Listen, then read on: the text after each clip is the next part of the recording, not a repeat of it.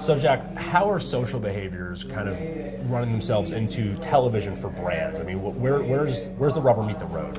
Yeah, so what we're finding is that there's a lot of great opportunity in terms of social. So explosion of usage across engagement, Twitter, Facebook, Instagram. People are not only watching TV shows, but they've got second screen devices on. They're tweeting about the TV shows, they're tweeting about the commercials.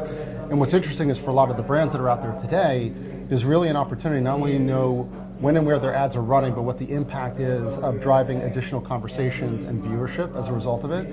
So as an example, if I see a great Pepsi commercial, I tweet about it, I've got 1,000 followers, I now have people that are listening to that. So it's almost like the focus group in the wild that creates this great opportunity, 140 characters of just like conversation that you can really kind of glean into that is very valuable, and it continues to grow for brands. So do you think that brands are starting to understand that it's a lot more than reach extension? It's a lot more than exactly what that is? I mean, it's a medium of its own that you have to really kind of curate very specifically? Absolutely. So I think, obviously the ratings data is very valuable, how many audiences are out there, but what are the expressions of the audience's engagement is another very big part of it that, we talked before about the fact that people have always talked about TV shows that they watch, but now for the first time you can really kind of measure those expressions in real time using many different technologies that are out there. So it's almost like a new lens into the consumer that really didn't exist before. There's always been the water cooler talk about TV, but now there's water cooler talk, but it's online, and it's through social channels like Twitter, Facebook, and other sources that brands can really tap into.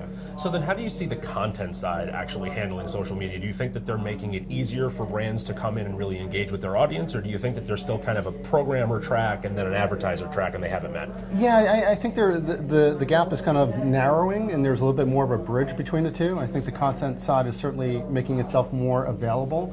I think the brands kind of realize that there is this opportunity to engage the consumers more based upon, let's face it, their largest marketing expenditure, which typically is TV ad spend.